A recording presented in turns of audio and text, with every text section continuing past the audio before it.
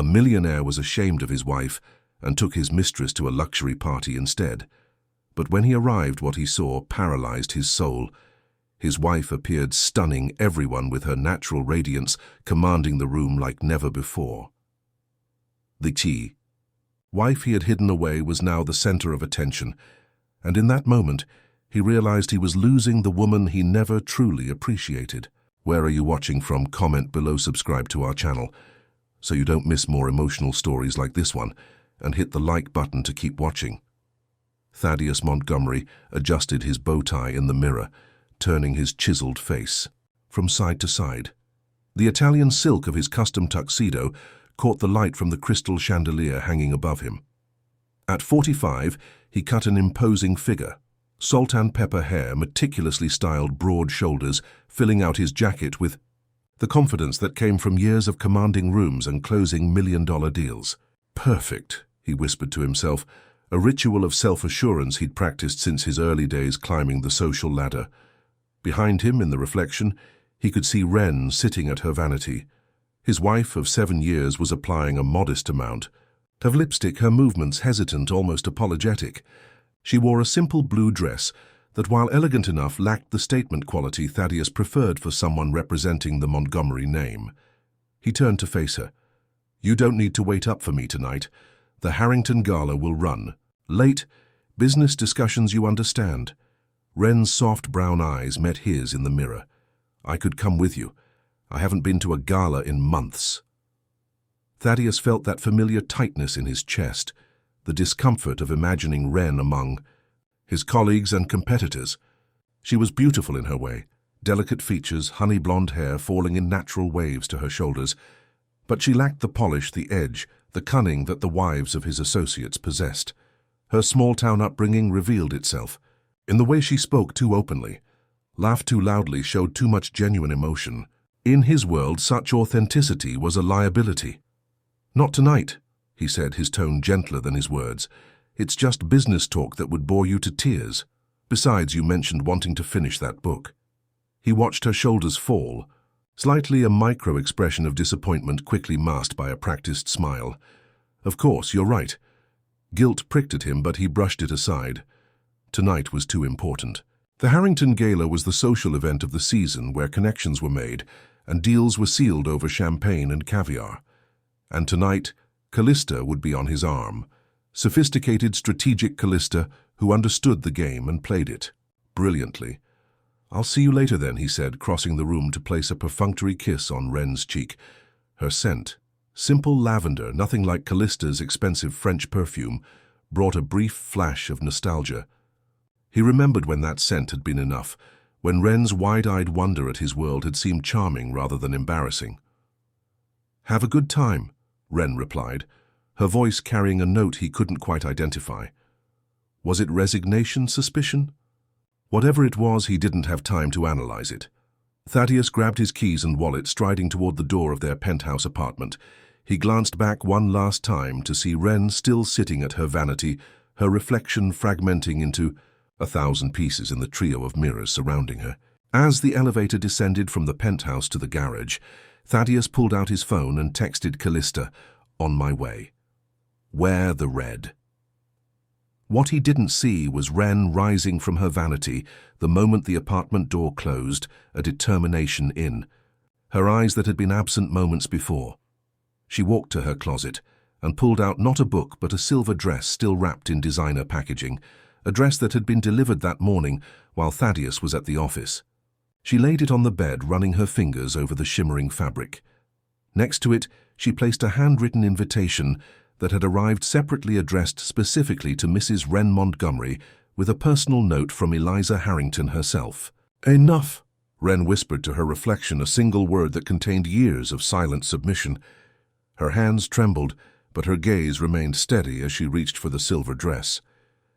The Harrington mansion glowed like a jewel against the night sky, its neoclassical columns illuminated by strategically placed spotlights. A red carpet led from the circular driveway to the grand entrance where New York's elite arrived in a parade of luxury vehicles and designer attire. Thaddeus stood at the base of the marble staircase in the grand ballroom, one hand holding a crystal tumbler of 18, 20-year-old Scotch, the other resting possessively on the small of Callista Reeves's back. She was a vision in a daring red gown that clung to every curve of her lithe body, her dark hair swept up to reveal a neck adorned with diamonds. Diamonds Thaddeus had given her on their 1-year anniversary 3 months ago. "Alexander is watching us," Callista murmured, her red lips barely moving, as she nodded subtly toward a silver-haired man across the room. "He's still bitter about losing the Westlake contract to you." Thaddeus smirked.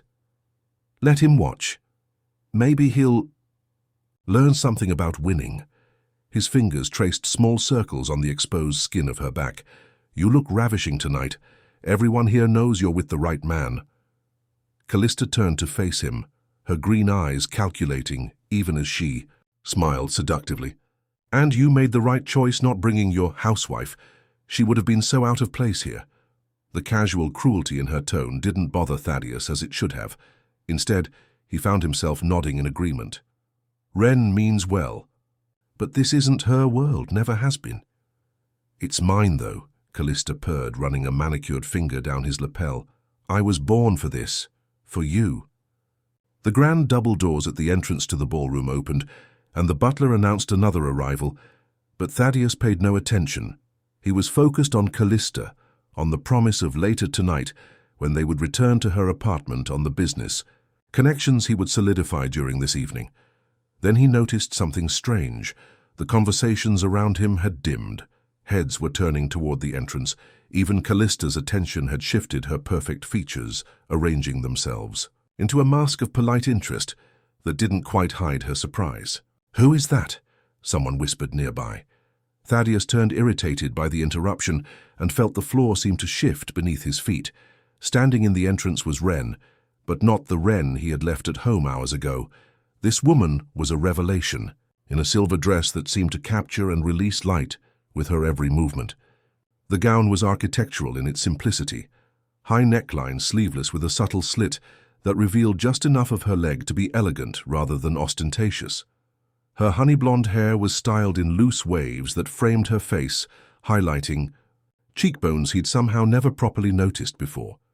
But it was her expression that truly transformed her. Gone was the hesitancy, the need for approval.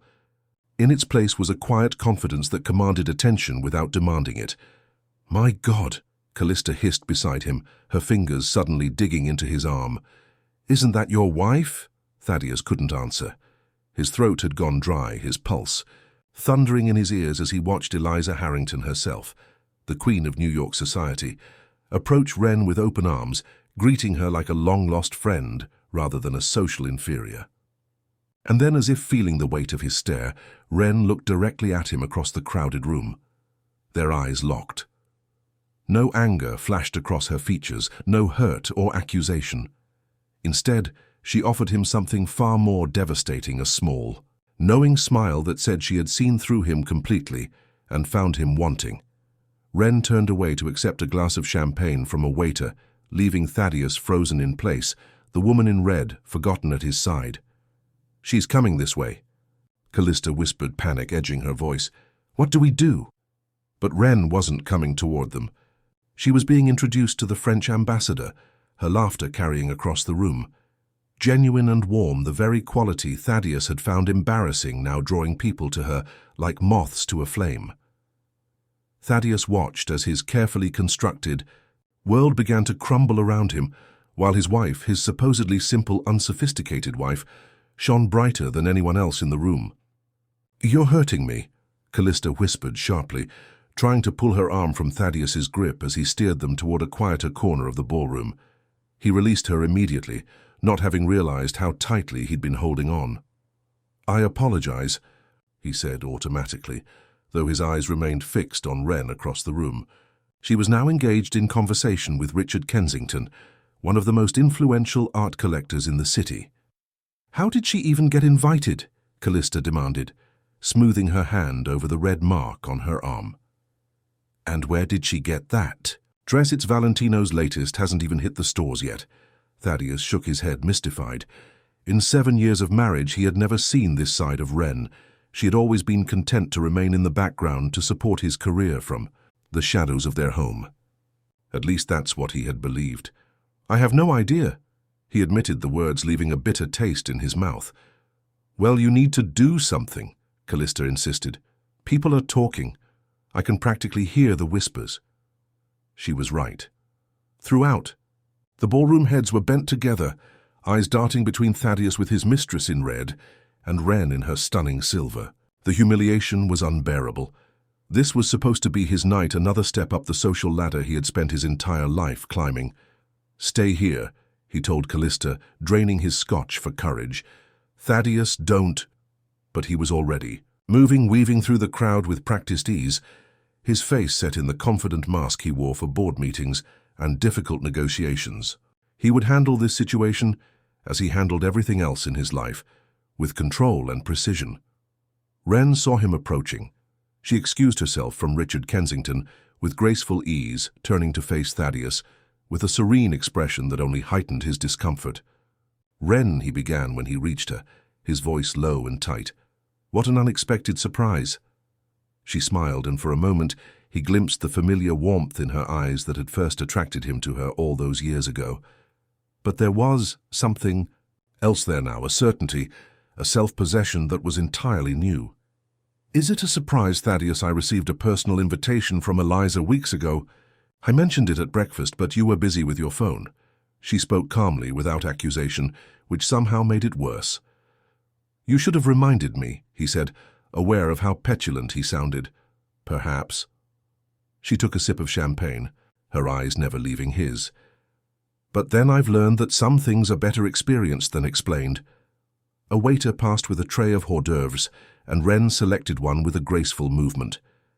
Thaddeus noticed for the first time that she was wearing the diamond earrings his mother had given her on their wedding day. Earrings he had never seen her wear before, assuming she found them too ostentatious. Eliza mentioned you've been helping with her arts foundation, he said, grasping for solid ground in this surreal encounter. Yes, for almost a year now. Wren's response was casual, as if this wasn't a revelation.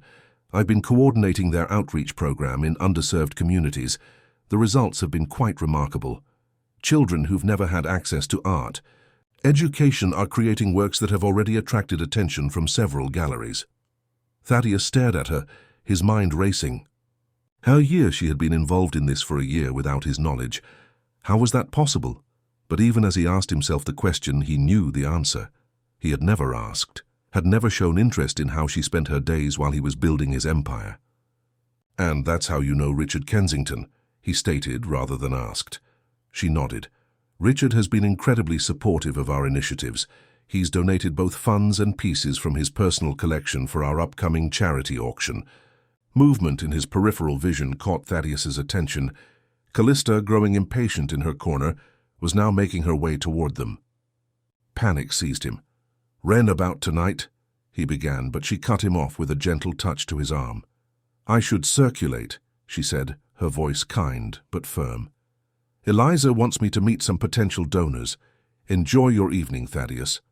And then she was gone, slipping away through the crowd, moments before Callista arrived at his side. He watched Wren's silver dress disappear among the guests, a strange hollowness expanding in his chest. Well, Callista demanded, her voice sharp with annoyance. What did she say? Is she making a scene? Thaddeus turned to look at his mistress. Really? Look at her, and was struck by how harsh her beauty suddenly seemed, how calculated her every expression and gesture. No, he said quietly. She's not making a scene. Callista frowned, dissatisfied with his response. Then why is she here? Is this some kind of pathetic attempt to win you back? The question hung in the air between them. Thaddeus realized with a sinking feeling that Wren wasn't trying to win him back at all. The terrible truth was that she might not need him anymore, might have already moved beyond him without his even noticing. And as he watched his wife across the room, radiant, in silver, he wondered for the first time if he had made a catastrophic mistake. The limousine ride home from the gala was silent. Thaddeus had left early, making thin excuses to Callista about an early meeting the next day. Her face had been a storm cloud of suspicion and anger, but he couldn't bring himself to care. Not tonight. Now, as the city lights streaked past the tinted windows, Thaddeus loosened his bow tie and replayed the evening in his mind. The image of Wren in that silver dress, confident and poised, refused to fade. It was as if he had discovered a stranger living in his home all these years. No, not a stranger. Someone he had chosen not to see. The realization brought with it memories he had long buried. Their first meeting at a charity fundraiser in Chicago, where Wren had been volunteering. She had approached him not with the typical coy flirtation he was accustomed to, but with genuine questions about his foundations, work in educational access. Her insights had been unexpectedly sharp, her passion contagious. He remembered being charmed by her lack of pretension, her easy laughter, the way she spoke to the catering staff, with the same respect she showed to the Millionaire donors. He had pursued her relentlessly, captivated by a quality he couldn't quite name, an authenticity that had been refreshing in his world of strategic alliances and calculated appearances. When had that changed? When had he started seeing her genuine nature as a liability rather than an asset? When had he begun to hide her away like a shameful secret? The limousine pulled up to their building and Thaddeus nodded to the driver. "Wait. Here, I'm not sure if I'll be staying." In the elevator up to the penthouse, he rehearsed what he would say to Wren. Explanations, excuses, apologies.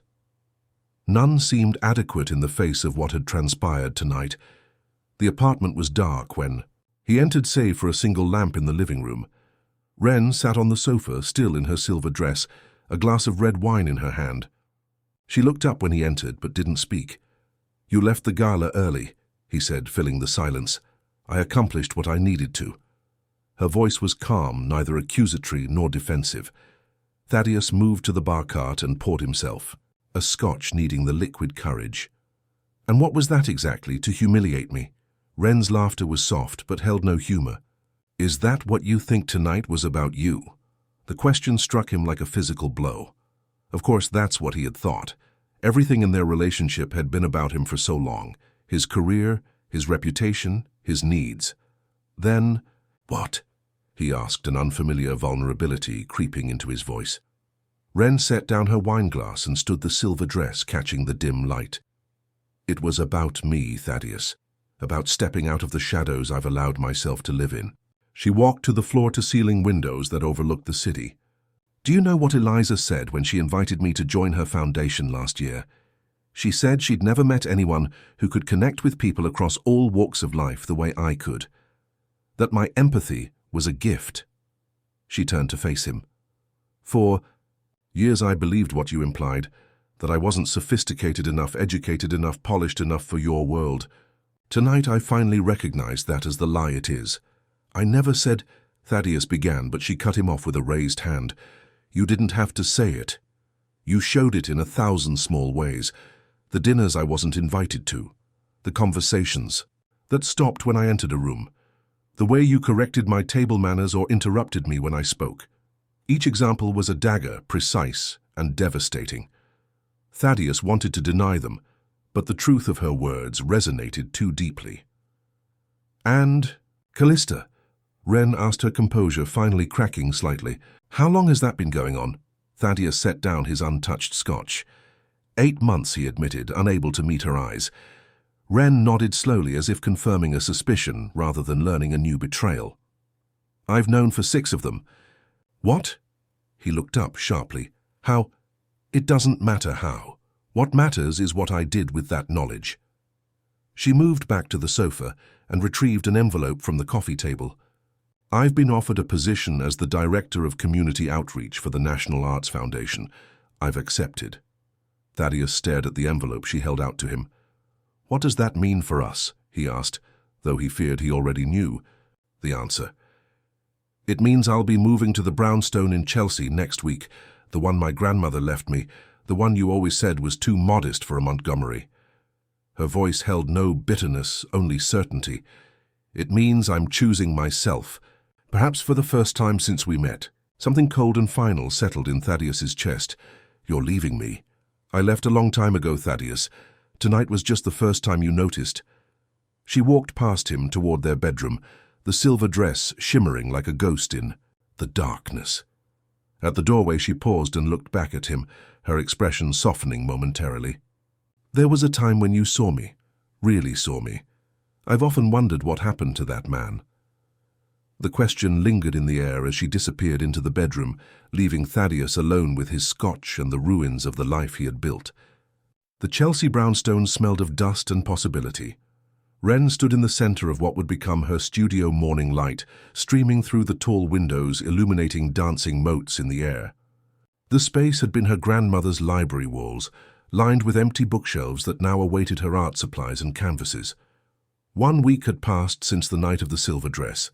1 week of Thaddeus, alternating between cold silence and desperate attempts at reconciliation. 1 week of packing away 7 years of a life that no longer fit like clothes she had outgrown. "This room has the best light," said Maeve Sullivan, running a hand along the windowsill. At 62, Maeve was a force of nature, a renowned artist, whose bold mixed-media pieces had broken boundaries and whose silver-streaked red hair and tattooed arms defied conventional notions of aging. "My grandmother used to read in that corner," Wren said, pointing to a nook formed by the bay window. "I'd visit her during summer breaks from school, and we'd sit there for hours with books and lemonade." Maeve nodded her artist's eye already, transforming the space. "We'll put your easel there. The northern light will be perfect." She turned to Wren with a penetrating gaze. "Are you ready for this, really ready?" The question held layers. Was Wren ready to leave her marriage, to live alone, to pursue her art seriously after years of treating it as a hobby, to face whatever?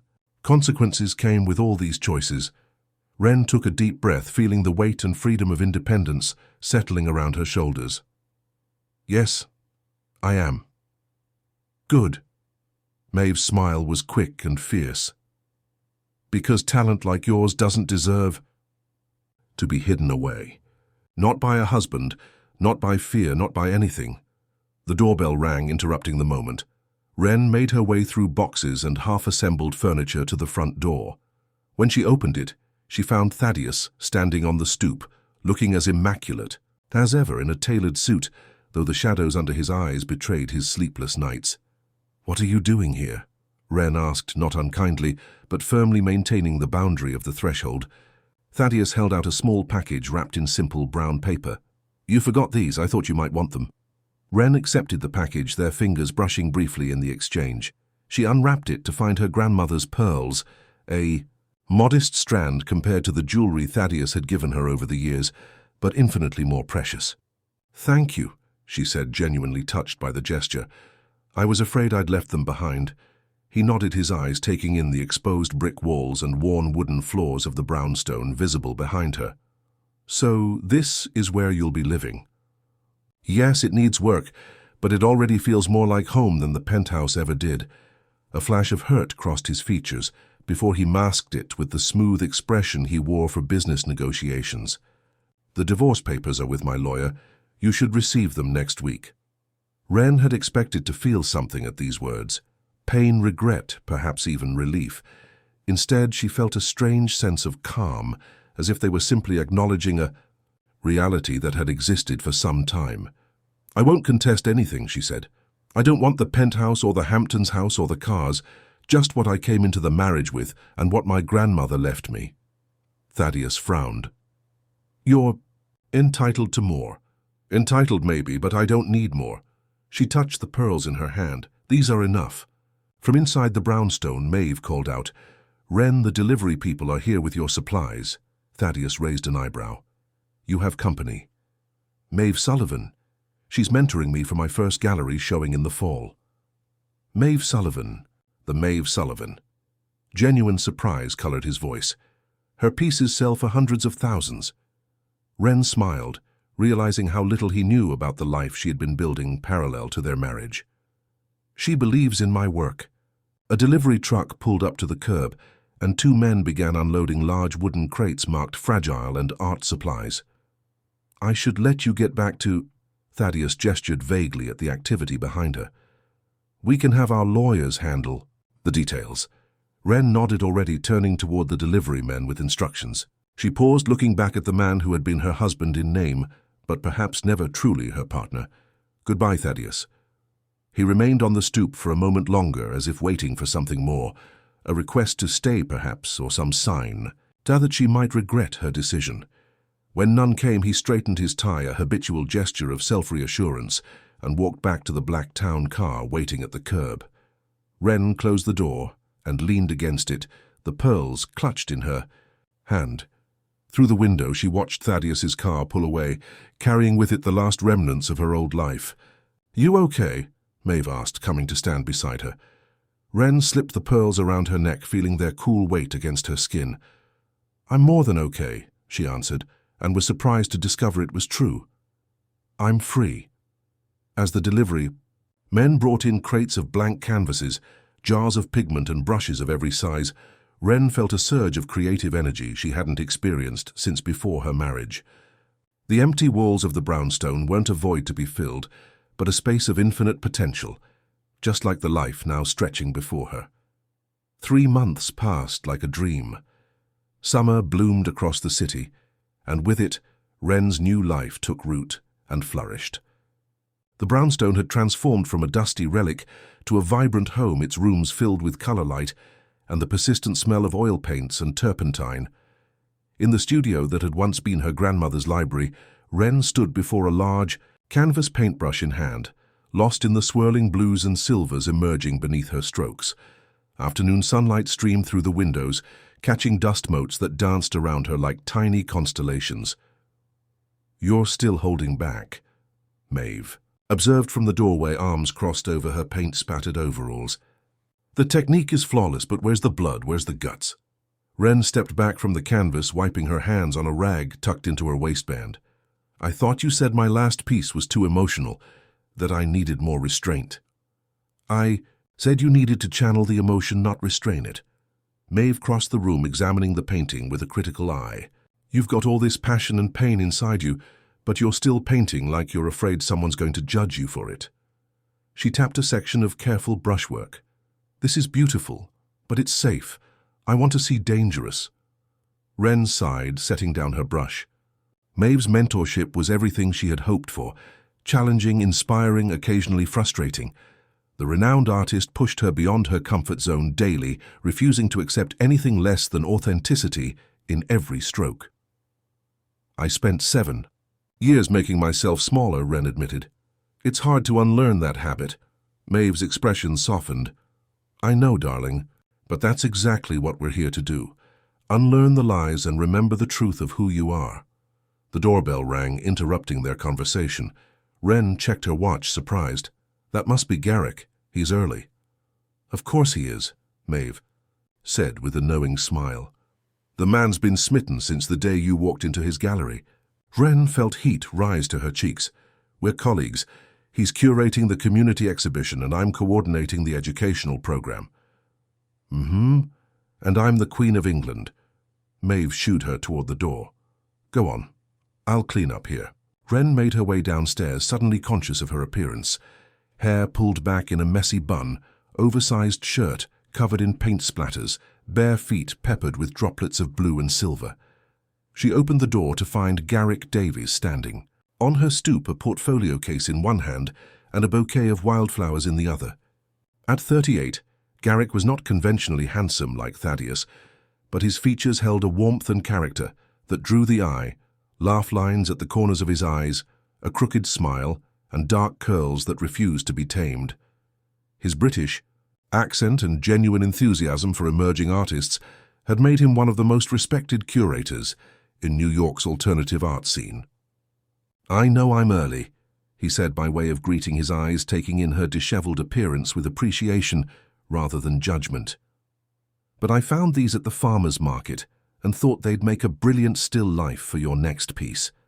He handed her the wildflowers, not an arranged bouquet but an eclectic mix of blooms clearly chosen for their unusual colors and shapes. "They're perfect," Wren said, accepting both the flowers and the casual thoughtfulness behind them. "Come in, I'm afraid I lost track of time painting." "The best reason to lose track of time," Garrick replied, following her into the house. "How's the new series coming along?" "According to Maeve, I'm still too careful, too controlled." "Ah, the eternal struggle." Garrick set his portfolio case on the kitchen table, while Wren found a vase for the flowers. "But that's Maeve. She'd tell Monet his water lilies needed more edge." Wren laughed, arranging the wildflowers with an artist's eye. "You're probably right, but she's also not wrong. I'm still Finding my voice, I suppose. Garrick moved closer, his presence comforting rather than intrusive. Sometimes, finding your voice means remembering who you were before the world told you to be quiet. The simple observation hit Wren with unexpected force. Who had she been before Thaddeus? Before the years of subtle diminishment? Before she learned to measure her words and mute her passions to fit someone else's expectations? I'm not. Sure, I remember that person, she admitted softly. Garrick's expression was gentle but serious. Then perhaps it's not about remembering but rediscovering, creating yourself anew. They stood in silence for a moment, the afternoon light filtering through the kitchen windows, illuminating dust motes and possibilities. Finally, Wren gestured to his portfolio case. So, what masterpieces have you brought me today? The shift in topic was deliberate, but not dismissive. Garrick understood, giving her space to process, before opening his case and spreading photographs across the table. These are from the community workshop in Queensbridge last week. The young artists you've been mentoring created these pieces. His voice filled with genuine excitement as he showed her photograph after photograph of vibrant artwork created by children and teenagers from one of the city's most underserved neighborhoods. Wren examined each image carefully, her heart swelling with pride. These are extraordinary. Look at the emotion in this one. She pointed to a mixed media piece created by a 13-year-old girl who had never held a paintbrush before joining their program. That's what I wanted to talk to you about, Garrick said, his expression growing serious. The exhibition space at the Palmer Gallery just doubled. They want to expand our community show to include a section featuring your work alongside pieces from your students, showing the mentorship journey, the exchange of inspiration. Wren froze, a photograph still in her hand. My work in the Palmer Gallery. The opportunity was beyond anything she had dared to hope for so early in her career. Your work deserves to be seen, Wren. Garrick's voice held absolute conviction. What you're creating both on canvas and in these communities, it's extraordinary. I don't know what to say. Say yes, came Maeve's voice from the doorway. The older artist had quietly descended the stairs and stood watching them with a satisfied expression. It's time to stop hiding your light, my dear. Wren looked between Maeve and Garrick, feeling a surge of gratitude for these two people who believed in her talent without reservation.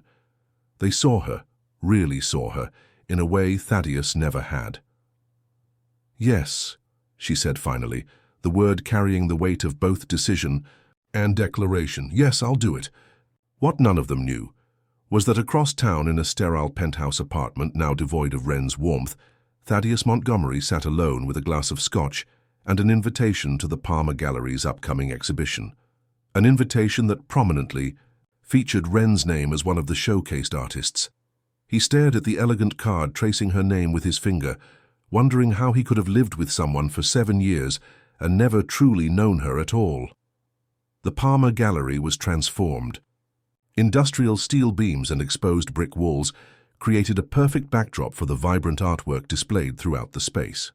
Soft lighting illuminated each piece without overwhelming them, and the murmur of impressed voices filled the air as New York's art community moved from display to display. In the main exhibition hall, Wren stood before her centerpiece, a large canvas dominated by swirling silver and deep blues with undertones of gold, breaking through like sunrise after a storm. Titled simply Emergence, it represented her journey from shadow to self-discovery. It's magnificent, said a familiar voice, behind her. Wren turned to find Eliza Harrington, elegant as always, in a tailored black pantsuit, champagne flute in hand. You think so? I'm still not sure it conveys everything I wanted it to. That's the mark of a true artist, never quite satisfied. Eliza studied the painting with a connoisseur's eye. You've poured yourself into this piece. Anyone with vision can see it. From across the room, Wren caught sight of Garrick speaking animatedly with a group of influential collectors. He sensed her gaze and looked up, offering a smile that sent warmth cascading through her chest. 3 months of working closely together had fostered a connection that went beyond professional admiration, though neither had put a name to it yet. Speaking of vision, Eliza said, following Wren's line of sight, Garrick has been singing your praises to anyone who will listen, and it seems everyone is listening. Wren felt herself blush. He's been incredibly supportive of the community. Outreach program. Is that what we're calling it these days? Eliza's eyes twinkled with mischief. Before Wren could respond, the older woman's expression shifted, her gaze focusing on something or someone behind Wren. Well, this is unexpected. Wren turned and felt her heart stutter. Thaddeus stood at the entrance to the exhibition hall, impeccably dressed as always, his expression unreadable as he surveyed the room. Their divorce had been finalized a month ago with surprising ease. Thaddeus had honored her wish to keep only what she had brought to the marriage, though his lawyers had insisted on a generous financial settlement she had reluctantly accepted. They hadn't spoken since that day at the brownstone. I should greet him, Wren said, surprised by the steadiness in her voice. He was invited as a courtesy, but I didn't expect him to come. Eliza touched her arm gently. Are you sure you're ready for that? Wren nodded. I'm not the same person I was when we were married. I can handle a conversation with my ex-husband at a public event. She made her way across the room, weaving through clusters of guests, accepting congratulations with gracious smiles, but never losing sight of Thaddeus. He saw her approaching and straightened, adjusting his tie in a nervous gesture she recognized from years of marriage. Thaddeus, she said, when she reached him, her voice neither cold nor overly familiar. I'm surprised to see you here. I received an invitation. He held up the embossed card as if needing to justify his presence. Your work is remarkable, Wren, though I suppose I shouldn't be surprised.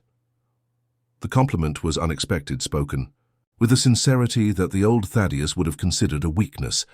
Thank you. Would you like a tour of the exhibition? He nodded, and they began moving through the gallery together, Wren explaining the concept behind the community outreach program and how it had culminated in this showing of works from both established artists and newcomers from underserved neighborhoods. The children's pieces are particularly powerful, she said, stopping before a wall displaying artwork from her students. They create without the self-doubt that plagues adult artists. There's a raw honesty in their expression. Thaddeus studied a vibrant mixed-media piece created by a 10-year-old boy from the Bronx. This reminds me of Basquiat's early work, he observed, surprising Wren with his knowledge. That's exactly what Garrick said when he first saw it. Garrick Davies, the curator.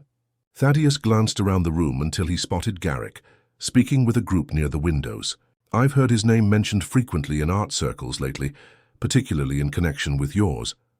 There was a question in his statement, one Wren chose not to answer directly. He believes in making art accessible to everyone, not just the privileged few. It's why he was perfect for this project. They continued their circuit of the gallery, the initial awkwardness gradually giving way to a strange, formal politeness. Wren was struck by subtle changes in Thaddeus, a softening around the eyes, less rigidity in his posture, an attentiveness to the artwork that seemed genuine rather than performative.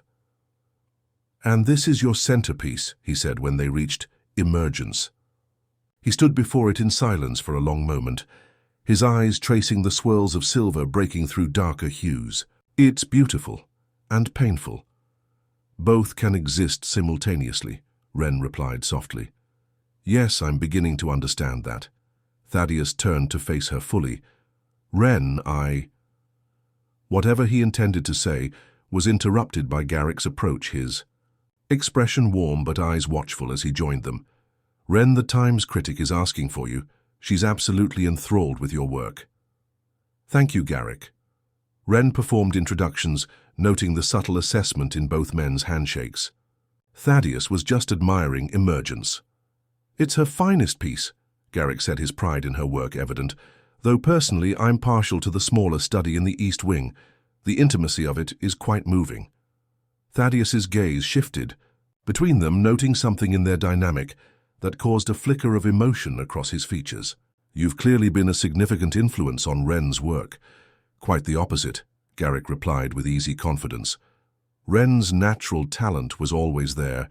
She simply needed the space and support to let it flourish. The unspoken critique hung in the air between them.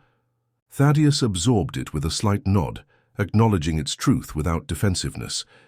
Yes, I believe you're right about that. An assistant curator approached apologetically, interrupting. Ms. Montgomery, the Times critic, is rather insistent. Of course, Wren said, turning to Thaddeus. If you'll excuse me, certainly, I should be going anyway. He hesitated, then added with genuine sincerity, Congratulations, Wren. Not just on the exhibition, but on everything you've built here. It's remarkable. Garrick placed a hand lightly on the small of Wren's back, a gesture of support, rather, than possession. I'll make sure your former husband finds his way out safely, he said quietly. Wren nodded, grateful for his understanding, and moved away to speak with the critic. As she answered questions about her technique and inspiration, she couldn't help but glance occasionally toward the exit, where Thaddeus and Garrick stood in conversation. There was no hostility in their body language, only a somber intensity that suggested they were discussing something or someone of great importance to them both. Finally, Thaddeus extended his hand, which Garrick shook firmly. Then her ex-husband turned and walked away, pausing at the door for one last look at the exhibition, and at Wren, radiant in her success. Their eyes met across the crowded gallery, and, in that moment of connection, Wren saw something she had never expected to see in Thaddeus Montgomery's carefully controlled expression: regret. Thaddeus Montgomery's corner office on the 42nd floor of the Montgomery Tower offered a panoramic view of Manhattan, a daily reminder of the power and prestige he had accumulated over decades of strategic ambition. Today, however, he stood, with his back to the vista, staring instead at the painting that now hung on his office wall. It was one of Wren's pieces, not from the Palmer Gallery exhibition, but an earlier work he had never seen during their marriage. He had purchased it anonymously, through a broker, paying far more than the asking price to ensure it would be his. Titled Unspoken, it depicted a woman's silhouette against a window, her form translucent enough to reveal the storm raging outside, suggesting the turmoil existed both within and without. Mr. Montgomery. Your 1 o'clock is here, his assistant's voice came through the intercom. Thaddeus straightened his tie, a habitual gesture that had once felt like donning armor, but now seemed merely performative. Send him in. The door opened to reveal not his expected client, but Callista Reeves, sleek and predatory, in a fitted red dress, her signature color. She entered his office with the confident stride of someone accustomed to commanding attention. Surprise? She said, red lips curving into a smile that didn't reach her eyes. Your assistant still lets me in without question. Old habits, I suppose. Callista. Thaddeus kept his voice neutral. What can I do for you? That's not the welcome I expected after 3 months of silence. She moved further into the office, her gaze sweeping critically over the changes he had made to the space: simplified decor, fewer status symbols, and most notably Wren's painting dominating the wall, where an abstract piece by a fashionable artist had once hung. Redecorating to match your midlife crisis. Thaddeus didn't rise to the bait. I have a meeting in 20 minutes. If you have business to discuss, I'm listening. Callista's mask of cool detachment slipped for a moment, revealing a flash of genuine hurt. Business, is that all we are now after everything we shared? What did we share exactly? The question wasn't cruel, but contemplative. Status ambition, a mutual understanding of how to use people to get what we want. We understood each other, she insisted, moving closer to his desk. We still do. This phase you're going through, this guilt over your marriage, it's temporary. You'll remember who you really are. Thaddeus studied the woman he had once believed was his perfect match. Objectively, Callista was still beautiful, still the embodiment of everything he had spent his life pursuing. Yet now, in the clear light of self-reflection, he saw what he had been blind to before: the calculation behind every gesture, the emptiness beneath the polished surface. That's just it, he said quietly. I think I'm finally remembering who I really am, who I was before I decided that success meant becoming someone else entirely. Callista's eyes narrowed. This is about her, isn't it? Your little wife turned artistic sensation. She turned to examine Wren's painting, her expression hardening. I saw the write-up in the Times. Quite the reinvention, though I wonder how much of it is genuine talent, and how much is the novelty of her story, the discarded wife finding her voice. Don't. Thaddeus's voice held a warning edge. Whatever grievances you have with me, Wren doesn't deserve your derision. My, how noble you've become. Callista laughed without humor. Tell me, Thaddeus, does she know you're buying her art? Does she know you stood outside her brownstone for an hour last week, working up the courage to knock but leaving before you could? Thaddeus stiffened. How do you know that? You're not the only one with connections in this city. She waved a dismissive hand. It doesn't matter.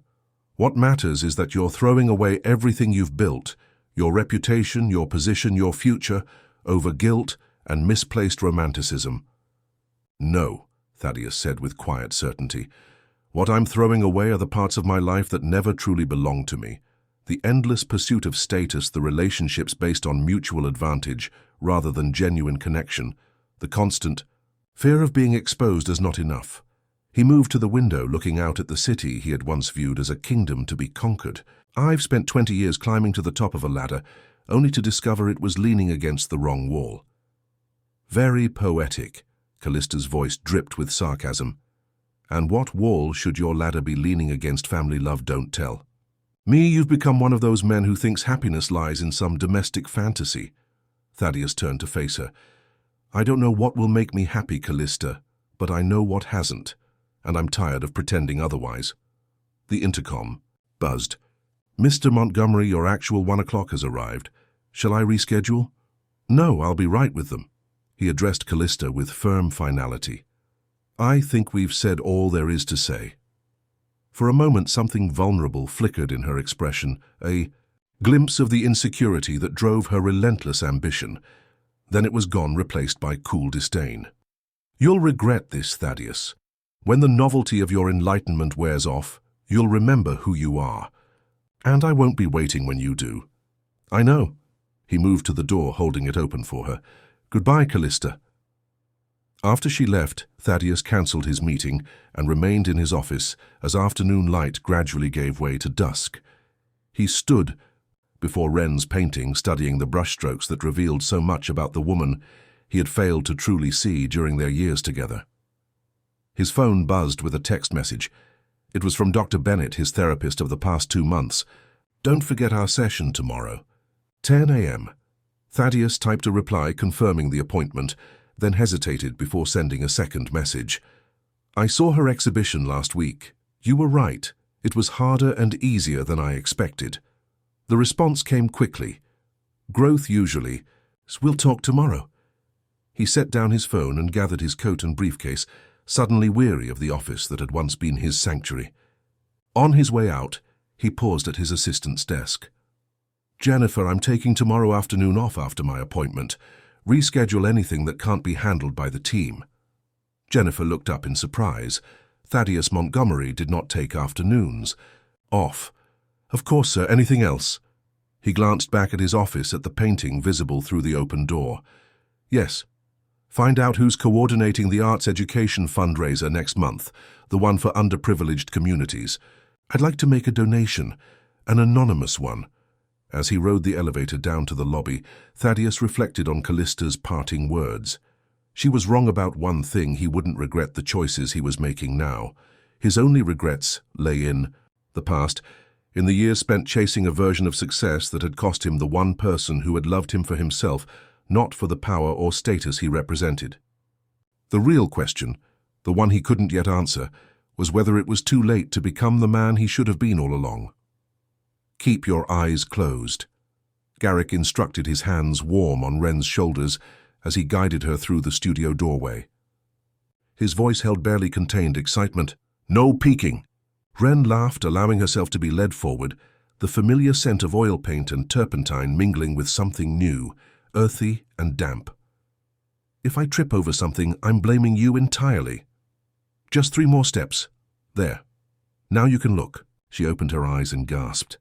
The back section of her studio had been transformed. A pottery wheel sat in the corner, surrounded by neatly organized shelves holding various tools and clay in different colors. A small kiln had been installed against the far wall, and a large work table dominated the center space, covered with a protective cloth. Garrick, she breathed, moving forward to touch the wheel. When did you? I had it set up while you were in Boston for the arts conference. He watched her expression with undisguised pleasure. You mentioned wanting to explore three-dimensional work, and I remembered your fascination with that ceramic exhibition at the Guggenheim. Ren turned to him, overwhelmed by the thoughtfulness of the gesture. This must have cost a fortune. Some of it is on loan from friends at the university, he admitted. But the wheel and kiln are yours. Consider it an early birthday gift. My birthday isn't for 6 months. Then consider it a very early birthday gift. Garrick's smile was warm, his eyes crinkling at the corners. Besides, I have selfish motives. I am curating the mixed media exhibition at the Bowery Gallery in the spring, and I'm hoping to feature some of your ceramic and canvas pieces. The casual way he expressed confidence in her abilities, in work she hadn't even created yet, touched Ren deeply. It was so different from her years with Thaddeus, where every achievement had been met with measured approval, every ambition with carefully masked doubt. I don't know what to say, she admitted. Say you'll teach me how to use the wheel. Garrick moved to sit at the pottery wheel, placing his hands on it experimentally. I've always wanted to try, but I've been told I'm hopelessly clumsy with anything. Three-dimensional. Ren laughed, joining him at the wheel. I'm not exactly an expert myself. Then we'll learn together. He looked up at her, his expression suddenly serious. That's what I want, Ren. To learn with you, to grow with you, to discover new things together. The words hung between them, carrying meaning beyond the immediate context. They had been dancing, around the depths of their connection for months. Colleagues becoming friends, becoming something neither had been ready to name. I'd like that, Ren said softly, meeting his gaze without reservation. Garrick reached up to tuck a strand of hair behind her ear, his fingers lingering against her cheek. There's clay in your hair already. How do you manage that? It's a gift, she quipped, but her voice trembled slightly at his touch. He stood, bringing them face to face, close enough that she could feel the warmth of his breath. Ren, The doorbell rang, shattering the moment. Ren stepped back, her heart pounding. I should get that. It might be the delivery from the art supply store. Garrick nodded, running a hand through his curls in a gesture she had come to recognize as his way of collecting himself. Of course, I'll start unpacking these clay samples. Ren made her way downstairs, her mind racing with what might have happened if the doorbell hadn't interrupted them. When she opened the door, she found not a delivery person, but Thaddeus looking, uncharacteristically casual in jeans and a simple button-down shirt. Thaddeus, she said, surprise evident in her voice, this is unexpected. He shifted uncomfortably, hands in his pockets. I should have called first. If this is a bad time. No, it's fine. Ren hesitated, then stepped back. Would you like to come in? He entered the brownstone, his eyes taking in the changes she had made since his last visit months ago. The space was now fully hers. Colorful throw pillows on the vintage sofa walls, adorned with artwork from her, students' and peers' shelves filled with books on art history and technique. Your home suits you, he observed. It's warm, authentic. Thank you. She led him to the living room, curious about the purpose of his visit. Can I offer you tea, coffee? Nothing, thank you. Thaddeus remained standing, a nervous energy radiating from him. I won't take much of your time. I just wanted to give you something in person. He reached into his jacket pocket and withdrew a small envelope, handing it to her. It's a donation to your community arts program. Anonymous, of course. I don't want any recognition. But I've seen the impact you're having, and I want to support that work. Ren opened the envelope, and her eyes widened at the amount written on the check inside. Thaddeus, this is extremely generous. It's the least I can do. He hesitated, then continued with careful honesty. I've been doing a lot of thinking these past months about who I became, who I want to be now. I'm seeing someone, a therapist, he clarified quickly. It's been illuminating. Ren was struck by the vulnerability in his admission. The Thaddeus she had been married to would have considered therapy a weakness, something to be hidden or denied. This openness was entirely new. I'm glad, she said sincerely. It takes courage to look honestly at yourself. I had a good example. His smile was rueful. Watching you transform your life, find your purpose.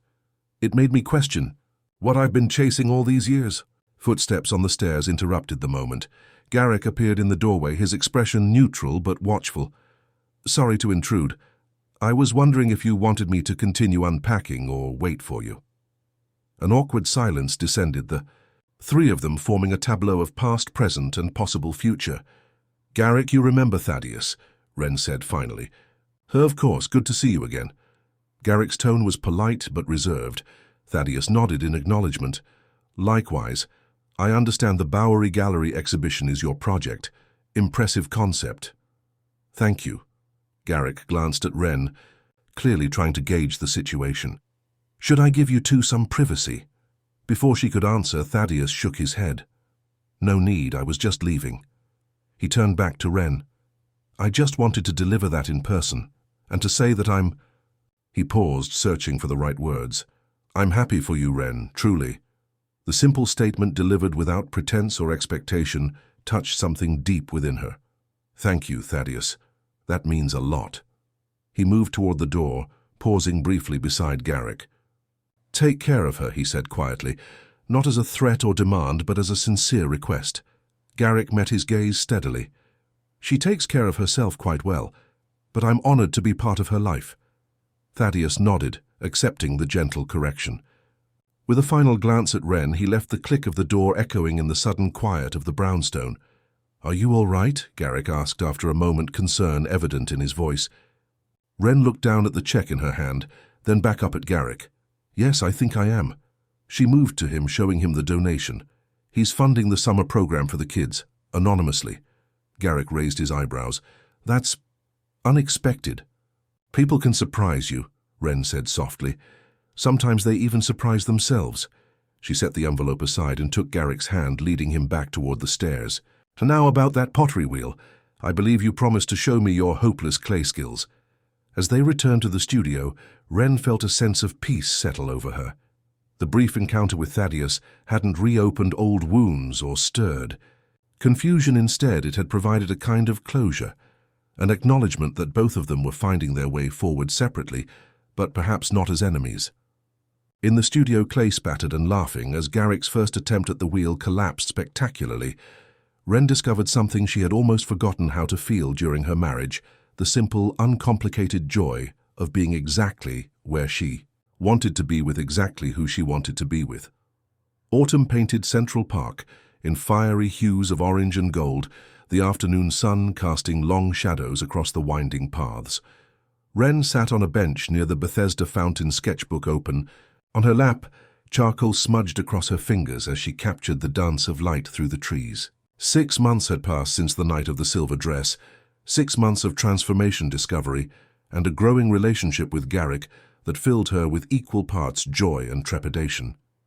They had settled into a rhythm of comfortable companionship, spending most evenings together at the brownstone or his loft in Soho, yet something held Wren back from fully committing to what they were building. Penny, for your thoughts, said a familiar voice. Wren looked up to find Maeve standing before her, vibrant as ever, in a purple coat and multicolored scarf, her silver-streaked red hair catching the autumn light. They might not be worth that much, Wren replied with a smile, making room on the bench. Maeve settled beside her, peering at the sketch. Beautiful work. You've captured the melancholy of fall perfectly. She studied Wren's face with her artist's eye. But you didn't answer my question. Wren sighed, closing her sketchbook. I was thinking about Garrick, about us. Ah, Maeve nodded sagely. Trouble in paradise? No, that's just it. Everything. Is wonderful. He's wonderful, supportive, kind, passionate about his work and mine. Wren traced the edge of her sketchbook with a charcoal-stained finger. Last night he suggested we look for a place together, something that would be ours, not his or mine. And this makes you unhappy because it doesn't. It terrifies me. Wren met her mentor's gaze directly. I spent 7 years disappearing into Thaddeus's life, losing pieces of myself until I hardly recognized the woman in the mirror. What if I make the same mistake again? Maeve considered this, watching a group of children chase fallen leaves nearby. Do you feel like you're disappearing when you're with Garrick? No, Wren admitted. If anything, I feel more myself with him than with anyone else. Then perhaps the fear isn't about Garrick at all, but about trusting yourself, trusting that you won't allow yourself to become invisible again. The observation struck Wren with the force of recognition. Her fear wasn't of Garrick, but of her own patterns, her own tendency to shrink herself to accommodate others. "You're right," she said softly. "I'm afraid of losing myself again." "The difference, my dear," Maeve said gently, "is that now you know what that feels like and you know how to find your way back." She patted Wren's hand. "Besides, Garrick doesn't strike me as a man who wants a shadow for a partner. He fell in love with your light." The words hung in the air between them. Fell in love, giving voice to what neither Wren nor Garrick had explicitly stated. Before, Wren could respond. Her phone buzzed with a text message. She glanced at the screen and frowned slightly. "It's from Thaddeus. He's asking if we could meet for coffee. Says he has something important to discuss." Maeve raised an eyebrow. "Interesting. Timing. Will you go?" Wren hesitated, thumb hovering over the screen. She and Thaddeus had maintained a cautious distance since his visit to the brownstone, communicating only through lawyers about final details of their settlement. This request was unexpected. "I think I will," she decided. "Whatever it is must be important if he's reaching out directly." "Just remember," Maeve said as she stood to leave, gathering her colorful bags, "you don't owe him anything, not your time, not your attention, and certainly not your energy. You get to decide how much of yourself to give now." Wren nodded, feeling a surge of gratitude for this fierce woman who had become both mentor and friend. "I know I'm not the same person he knew." "No," Maeve agreed with a proud smile. "You're much, much more." The cafe was tucked away on a quiet side street in the West Village, far from the upscale establishments Thaddeus had once preferred. He was already seated at a corner table when Wren arrived, a simple cup of black coffee before him. He stood. As she approached, a courtesy that felt both familiar and strange. "Thank you for coming," he said, pulling out her chair. "Your message sounded important," Wren replied, settling across from him and ordering a chai tea from the waiting server. Thaddeus looked different, thinner, perhaps his features sharper, but somehow more relaxed. The perpetual tension that had characterized him during their marriage had eased, though traces of it remained in the fine lines around his eyes. "How have you been?" he asked, genuine interest in his tone.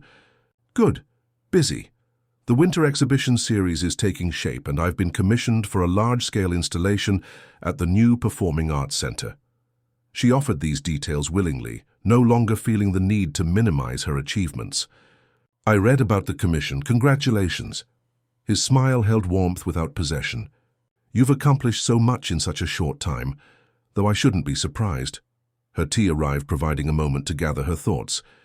"You said you wanted to discuss something." Thaddeus nodded, squaring his shoulders in a gesture she recognized as preparation for difficult conversations. "I'm leaving New York. I've accepted a position with the International Arts Foundation in Paris. They're establishing a program to bring arts education to underserved communities globally." The news was unexpected. "Paris, that's a significant change." "It is." He wrapped his hands around his coffee cup, a rare display of nervous energy. "After our marriage ended, I did a lot of soul-searching. The work your foundation is doing inspired me to look for something more meaningful than accumulating wealth for its own sake." Wren studied him, searching for signs of the old Thaddeus, the calculated ambition, the strategic networking. Instead, she found a sincerity that she hadn't seen since the early days of their relationship. "The position starts in January," he continued. "Before I go, I wanted to see you one last time, to apologize properly for who I was during our marriage, for the ways I diminished you even when I didn't realize I was doing it." The directness of his apology caught her off guard. "Thaddeus—" "Please," he interrupted gently, "let me say this. I've been working on it in therapy for months." He offered a self-deprecating smile before continuing. "I was so focused on creating the life I thought I should have that I couldn't see the value of what was right in front of me. I treated you as an accessory to my ambition rather than a partner in life. And in doing so, I lost the one person who loved me for myself, not for what I represented." Wren felt an unexpected knot of emotion in her throat. This vulnerability, this honest self-reflection, was something she had never thought to see from the man who had once maintained such rigid control over his image. "I appreciate that," she said when she could trust her voice. "But the past is behind us. We've both found new paths." "We have," he agreed. "And seeing you flourish, Seeing you become who you were always meant to be has been a painful but necessary lesson for me." He reached into his jacket and withdrew a small box, sliding it across the table. "This isn't a romantic gesture, I promise. Just something that belongs with you." Ren opened the box to find her grandmother's wedding ring, a simple gold band, with a small diamond that had been replaced with a more ostentatious ring when she married Thaddeus. She had thought it lost years ago. "Where did you find this?" "In the safe at the Hamptons' house. You must have stored it there after we got engaged." His expression was somber. "It represents something real, something I didn't understand until it was too late." Ren closed her fingers around the ring, feeling its familiar weight, a tangible connection to a woman who had lived authentically without pretense. "Thank you. This means a great deal to me." They sat in silence for a moment, the space between them filled not with regret, but with a mutual recognition of growth and change. "There's one more thing," Thaddeus said finally. "I've established a trust for your community arts program. It will provide steady funding for the next decade, regardless of economic fluctuations. The paperwork will arrive next week. I've structured it so that I have no control over it, no strings attached." Ren looked at him in surprise. "Thaddeus, that's incredibly generous." "It's not generosity. It's restitution in a way." He met her gaze directly. "The work you're doing matters, Ren. It's changing lives. I want to be part of supporting that, even from a distance." Before she could respond, his phone buzzed. He glanced at it apologetically. "My therapist, I have a session in 30 minutes. They rose together, an awkward moment of uncertainty hanging between them. Should they shake hands, embrace the protocols of their new relationship was still being defined. "I wish you well in Paris," Ren said finally, holding out her hand. "I hope you find what you're looking for." Thaddeus took her hand, but instead of shaking it, he simply held it for a moment, his touch gentle. "I think I'm finally starting to understand what that is." He released her hand and stepped back. "Goodbye, Ren. Be happy. You deserve it more than anyone I know." As she watched him walk away, Ren felt a weight lifting. Not just the burden of their shared past, but the lingering doubt about her own worth that had haunted her even after the divorce. In Thaddeus's growth, she found confirmation of her own. They had both escaped the roles they had trapped themselves in, finding their way to more authentic lives. Outside the cafe, autumn leaves spiraled down around her as she opened her palm to look at her grandmother's ring. It represented not just the past but possibility, the chance to build something new on a foundation of self-knowledge and genuine connection. She slipped the ring onto her right hand, a talisman of her journey, and began walking home to the brownstone, where Garrick would be waiting with clay-stained hands and patient love. It was time to trust herself again. Snow fell silently outside, the windows of the loft transforming the Soho street into a monochrome landscape of white against brick and steel. Inside, warmth emanated from more than just the radiators. It came from the laughter of friends gathered around a table laden with food and wine, from the soft jazz playing in the background, from the sense of community and belonging that filled the space. Ren moved between the kitchen and dining area, adding final touches to a dessert platter. She had surprised herself by becoming a competent cook over the past few months, finding unexpected joy in the creativity of combining flavors and textures. This dinner party, celebrating both the successful opening of her winter exhibition and Garrick's birthday, represented another step in her ongoing transformation. "Need any help?" Garrick appeared beside her, pressing a kiss to her temple as he reached around her for the wine opener. In the 8 months they had been together, they had developed a comfortable choreography, moving in tandem, whether in the studio, gallery, or kitchen. "I think we're all set," Ren replied, leaning briefly into his solid presence before adding a final sprig of mint to the dessert. "Though you might need to open another bottle of red. Maeve is on her 3rd glass already." Garrick chuckled, glancing toward the silver-haired artist who was regaling their guests with stories from her controversial exhibition in Milan during the 1980s. "I've never seen anyone hold their wine quite like Maeve. She'll outlast us all."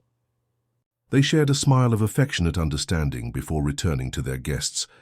A diverse gathering, that included fellow artists, gallery owners, some of Wren's students from the community program, and even Eliza Harrington, who had become a steadfast supporter and friend. As Wren settled into a chair beside Elena, a 17-year-old prodigy from her South Bronx workshop, she caught Garrick watching her from across the room. His expression held such open admiration that it still took her breath away at times, unaccustomed, as she remained to being so completely seen and appreciated. "Your boyfriend is totally in love with you," Elena observed with the directness of youth. "It's kind of sickeningly sweet." Wren laughed, feeling a blush warm her cheeks. "Is it that obvious?" "Obvious? It's practically radiating off him like those weird auras my aunt claims she can see." Eleanor grinned, twirling her fork through her cheesecake. "Seriously though, it's nice, real, not fake like those Instagram couples who are always performing their relationship." The observation held the inadvertent wisdom that often came from her young students.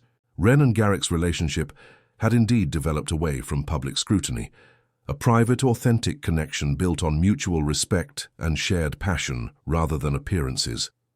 Later, as the party wound down and guests began to depart with warm hugs and promises of future gatherings, Wren found herself standing at the loft's window, watching snow continue to transform the city. Garrick's arms encircled her from behind his chin, resting atop her head. "Happy?" he asked simply. "Very." She leaned back against him, their reflections ghostly in the window glass. "Your birthday celebration was a success." "Not just the party." His voice held a note of seriousness beneath the contentment. "This us, the life we're building." Wren turned in his arms to face him, studying the features that had become so dear to her, the laugh lines at the corners of his eyes, the unruly curl that perpetually fell across his forehead, the steadiness of his gaze that never demanded, only offered. "I never expected this," she admitted softly. "After my marriage ended, I thought I was simply reclaiming myself. I didn't realize I was also making space for something new, something better." Garrick brushed a strand of hair from her face, his touch reverent. "I have something for you. A gift of sorts, though it's really more of a question." He reached into his pocket and withdrew not a ring, as she momentarily feared, but a key, simple brass attached to a small ceramic tag that she recognized as one of her own creations from her first attempts at the pottery wheel. "This is a key to the warehouse space on Hudson Street," he explained, placing it in her palm. "The one with the skylights and the original hardwood floors. I've put a deposit down to lease it as our new studio, a shared space where we can both work, teach, and grow, if you want that." The thoughtfulness of the gesture brought tears to Wren's eyes. Not an engagement ring with its implications of possession and traditional roles, but a shared creative space, an acknowledgement of her need for independence alongside connection. "There's no pressure," he continued when she remained silent. "If you prefer to keep our workspaces separate, I understand completely. The deposit is refundable." Wren closed her fingers around the key, feeling its solid weight, a tangible symbol of possibility rather than obligation. "It's perfect," she said finally, her voice thick with emotion. "Absolutely perfect." The relief and joy that crossed his features made her heart swell. This was the difference she had been unable to articulate even to herself. With Thaddeus, every choice had felt like a concession, a giving up of some essential part of herself. With Garrick, each step forward felt like expansion, like growth toward light rather than contraction into shadow. "There's space for both of us there," he said, understanding the deeper significance of her acceptance. "Room to be together and apart, to collaborate and to create independently. I don't want to change who you are, Wren. I just want to be part of who you're becoming." She reached up to touch his face. This man who had appeared in her life just when she was learning to stand alone, who had the wisdom to appreciate her strength rather than feel threatened by it. "I love you," she said simply, the words coming easily now that she understood what real love was. Not possession or performance, but freedom and choice. Garrick's smile was radiant as he drew her closer.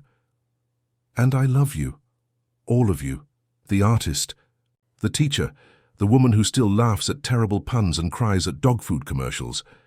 Wren laughed through incipient tears, recognizing the truth in his teasing. Don't forget the woman who still can't make a symmetrical pot on the wheel. To save her life. Especially her, he murmured against her lips. Her imperfections are my favorite parts. As they stood together in the gentle winter light, snow falling beyond the windows, Wren realized that she had found not just herself in the aftermath of her marriage, but a way of loving that expanded rather than diminished, that celebrated rather than constrained. It wasn't the ending she had once envisioned for herself. It was infinitely better, a beginning crafted from authentic choice and mutual respect. A canvas still largely blank, waiting for their combined brushstrokes to bring it fully to life. Spring arrived in New York with its characteristic unpredictability. Brilliant sunshine giving way to sudden showers, tender green buds appearing overnight on branches that had seemed lifeless just days before. The city itself seemed to stretch and awaken after winter's confinement, parks and sidewalks, filling with people eager to embrace the season's renewal. The Hudson Street studio had evolved over the past 3 months into exactly the space Wren and Garrick had envisioned.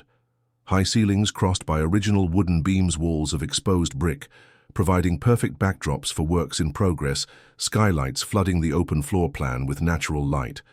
They had divided the space organically, with Wren's canvases and ceramics occupying the eastern half, while Garrick's curatorial projects and personal photography claimed the western section. The center remained a shared area, with comfortable seating, reference books and a large table where they often worked side by side. Today, Wren stood at her largest canvas yet, a commissioned piece for the lobby of the new Performing Arts Center in Brooklyn. Measuring 12 feet wide by 8 feet tall, it dominated her side of the studio, its sweeping strokes of color representing the transformative power of arts education in urban communities. She had been working on it for weeks, the physical demands of such a large-scale piece requiring her to climb ladders, use extended brushes, and develop entirely new techniques. "I brought lunch," called Garrick from the studio entrance, the rattle of bags accompanying his voice. "That new Thai place on the corner. And reinforcements. Julian is meeting us here in an hour to help with the installation mock-up." Wren stepped back from the canvas, stretching arms that ached pleasantly from exertion.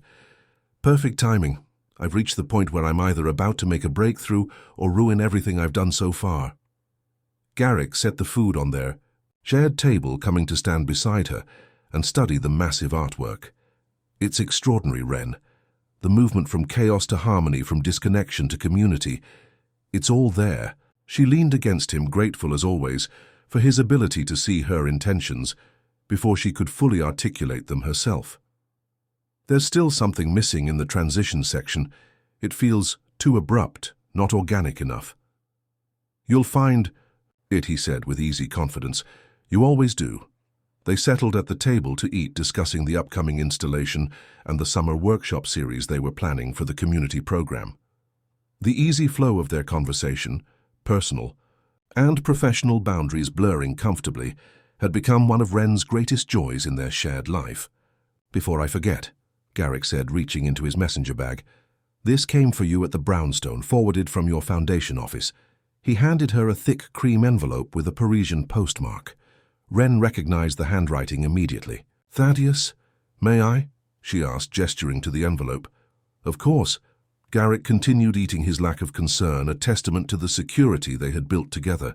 Inside was a letter and several photographs. Wren unfolded the heavy stationery and began to read. "Dear Wren, spring in Paris makes me think of you. Not out of nostalgia or regret, but because the city is alive with the same creative energy that you embody. The renewal happening around me mirrors what I witnessed in you during our final months together. The Arts Foundation work has been more fulfilling than I could have imagined. We've established programs in 3 underserved communities in the Paris suburbs, with plans to expand to Marseille and Lyon next year. I've included some photographs of our first student exhibition.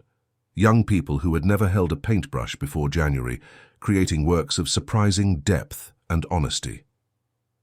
Your influence is present in everything I do here, though I doubt you realize the extent of it. The approaches you pioneered in New York have become models for our outreach methods. Your name is mentioned frequently in our planning sessions, always with the highest respect. I hope this finds you well and continuing to flourish both in your art and your life. If your travels ever bring you to Paris, our foundation would be honored to have you speak to our students and staff. Regardless, know that the seeds you planted continue to grow even across an ocean. With gratitude and respect. Thaddeus. Ren studied the accompanying photographs, teenagers proudly standing beside their artwork, a renovated community center filled with easels and supplies. Thaddeus himself teaching a class, his expression animated in a way she had rarely seen during their marriage. "Good news," Garrick asked, his voice free of jealousy or concern. "Just an update from Thaddeus. His work in Paris is going well." She handed him the letter and photos, having no desire to keep them private. Their relationship had no room for secrets or insecurities. Garrick reviewed them thoughtfully. "He's found his purpose," he observed. "It suits him better than corporate ambition did." "Yes," Ren agreed, surprised by the genuine happiness she felt for her ex-husband. "It does." The studio door opened, admitting Julian, their installation specialist, laden with scale models and technical drawings. The conversation shifted to practical matters of mounting hardware and lighting angles. Thaddeus's letter set aside, but not forgotten. Hours later, after Julian had departed, and Garrick had gone to meet with a potential donor for their summer, Program Ren found herself alone in the studio with the massive canvas.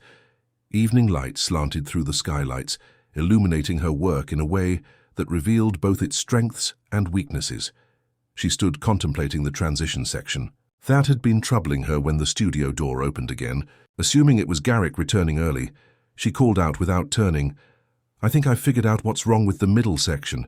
It needs more fractured elements before resolving into the harmonious pattern." "Your insight into visual rhythm has always been remarkable," replied a voice that was decidedly not Garrick's. Ren turned in surprise to find Thaddeus standing just inside the doorway, looking slightly travel-worn, but essentially the same as when she had last seen him, in the West Village Cafe 5 months earlier. "Thaddeus, what are you doing here? Your letter just arrived today from Paris." He smiled, setting down a small leather suitcase. "I was already en route when I mailed it. We have a potential partnership with the Metropolitan Museum's educational division. The meeting was scheduled at the last minute." He gestured to the massive canvas. "May I?" Ren nodded, watching as he approached her artwork with genuine interest, something the old Thaddeus would never have done without calculating its market value or social cachet first. "This is extraordinary," he said, after studying it, in silence for several moments. "The Brooklyn Performing Arts Center Commission." "Yes, how did you know? I read about it in Art Forum. They mentioned you'd been selected from over 300 applicants." He turned to her with a smile that held pride without possession, although they didn't mention the scale. "It's breathtaking, Ren." The genuine appreciation in his voice touched her. "Thank you. I'm still struggling with some elements, but it's getting there." Thaddeus nodded, his gaze returning to the canvas. "The transition from chaos to order, it's a powerful metaphor." "For more than just art," Ren observed quietly. Their eyes met in a moment of shared understanding. They had both emerged from the chaos of their failed marriage into lives of greater purpose and authenticity, different paths leading to similar destinations. "How long are you in New York?" she asked, moving to clean her brushes, establishing a comfortable distance. "Just 3 days. The main meeting is tomorrow, then follow-up discussions on Wednesday." He glanced around the studio appreciatively. "This space suits you. I can see both you and Garrick in it." The ease with which he acknowledged her relationship with Garrick surprised Ren. "We moved in 3 months ago. It's been transformative for both our work." "I'm glad." His sincerity was palpable. "You deserve happiness, Ren, both of you." The studio door opened again and Garrick entered carrying a bottle of wine and a small bouquet of spring flowers. He stopped short at the sight of Thaddeus' surprise, registering briefly before his natural graciousness took over. "Thaddeus, this is unexpected. I apologize for dropping in unannounced," Thaddeus replied, extending his hand. "I'm in town briefly for foundation business and wanted to deliver some materials for Ren's community program personally." Garrick shook the offered hand without hesitation. "No apology necessary. Ren's work has inspired many people." The statement was generous while still establishing his understanding of his place in her life. An awkward moment stretched between the three of them, past, present, and future, intersecting in ways none could have predicted a year ago. "I should go," Thaddeus said finally. "Let you both get back to your evening." He reached into his jacket and withdrew a USB drive, handing it to Wren. "Curriculum materials from our Paris program adapted for younger students. I thought they might be useful for your summer workshops."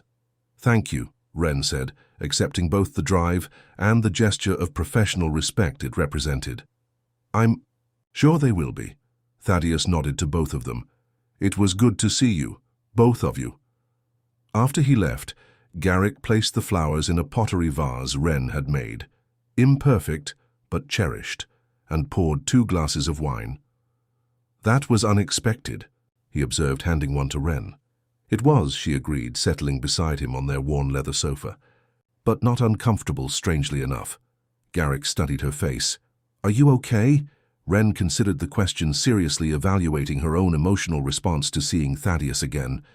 What she found surprised her, not lingering attachment or resentment, but a simple acceptance. Their paths had diverged permanently, each finding meaning in different directions. "I am," she said with quiet certainty. "Seeing him now is like looking at a photograph from a different life. I can recognize myself in it, but it's no longer who I am." Garrick nodded, understanding, as he always did. "People come into our lives for different seasons, for different reasons. Some teach us through joy, others through pain. The lucky ones learn from both." Wren rested her head against his shoulder, grateful for his wisdom and security. "I think I know what the transition section needs now," she said, her mind returning to her canvas. "Not more chaos or more order, but moments of clarity within the confusion, small harbingers of the harmony to come." Garrick smiled, pressing a kiss to her temple. "See, I told you you'd find it." As twilight deepened outside the studio windows, they sat together in comfortable silence, 2 artists contemplating the canvas of their shared future, still being painted one day, one choice, one moment of connection at a time. The grand ballroom of the Harrington mansion glowed with the same opulent lighting that had illuminated it a year ago, crystal chandeliers casting their brilliant reflections across polished marble floors. Once again, New York's elite gathered. In their finery, champagne flowing freely as conversations about art, politics, and business filled the air with a constant hum of cultivated sociability. Wren stood at the edge of the room, a glass of sparkling water in hand, taking a moment of quiet observation before rejoining the festivities.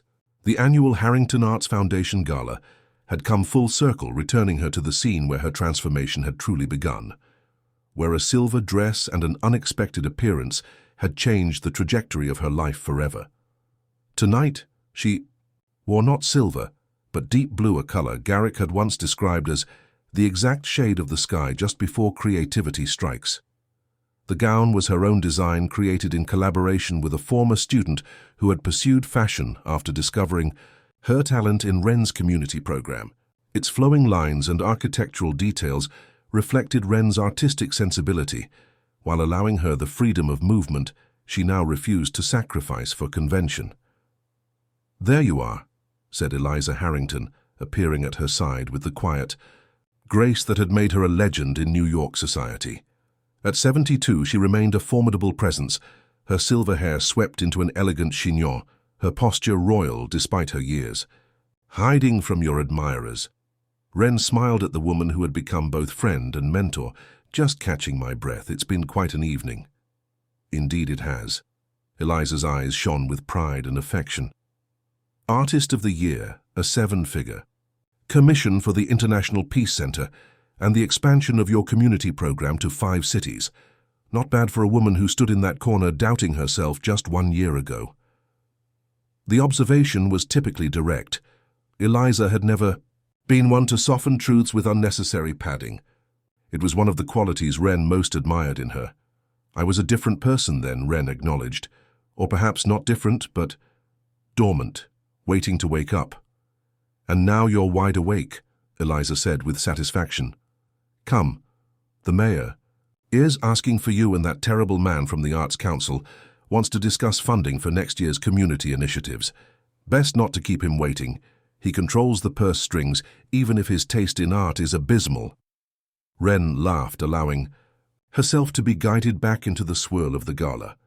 As Artist of the Year and the driving force behind the Foundation's most successful community outreach program in its history, she was the evening's guest of honor, a position that would have terrified her a year ago, but now felt like a natural extension of the work she loved. Across the room, she spotted Garrick deep in conversation with a renowned architect about the design for their new community arts center in Queens. He caught her eye and smiled, the private connection between them a steady current, even in this crowded space.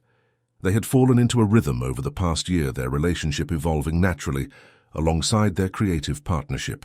They maintained separate homes, she in her brownstone, he in his Soho loft, while sharing the Hudson Street studio and much of their daily lives.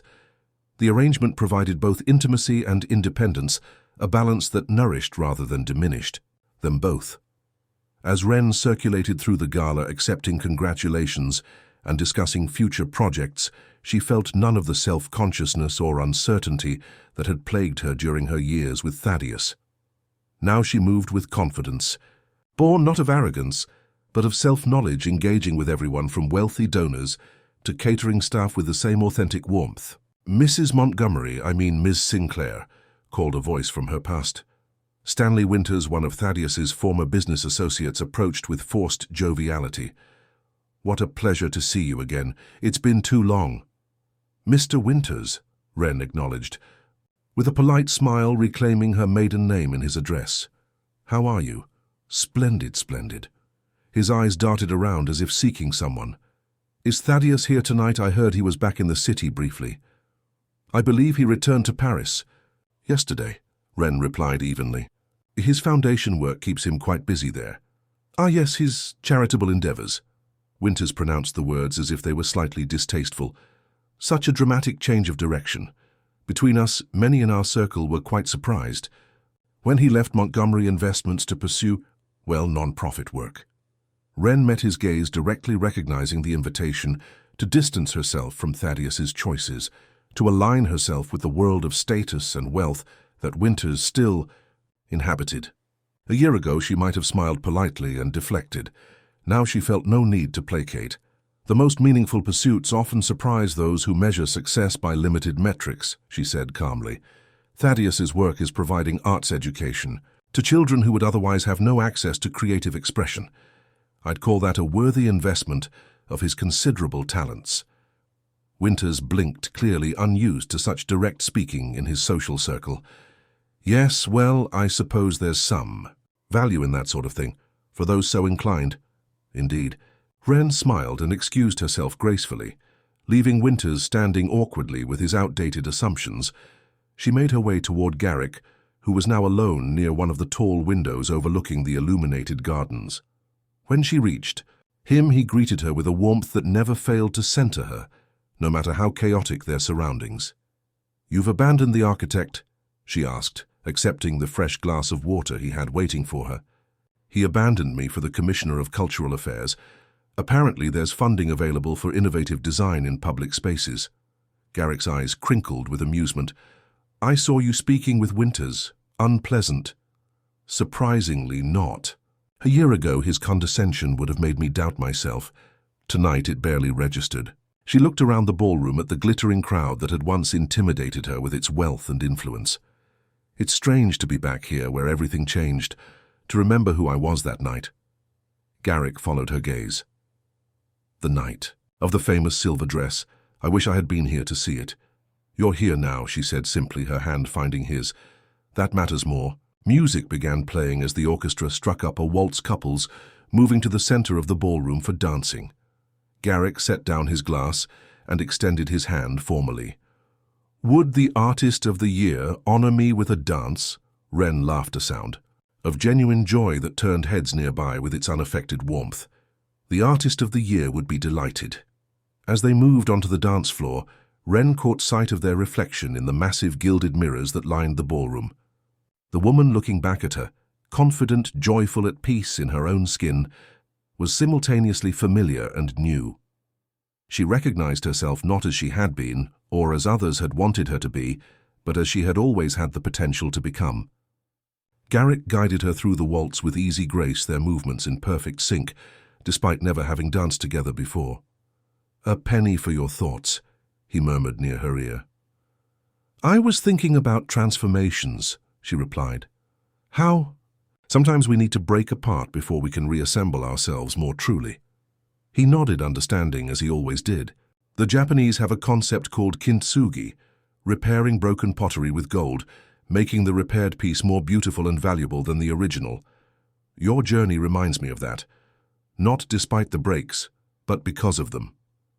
The music swelled around them as they continued to dance, two artists moving in harmony through the same space, where 1 year ago Ren had stood alone in a silver dress, taking her first steps toward reclaiming her life.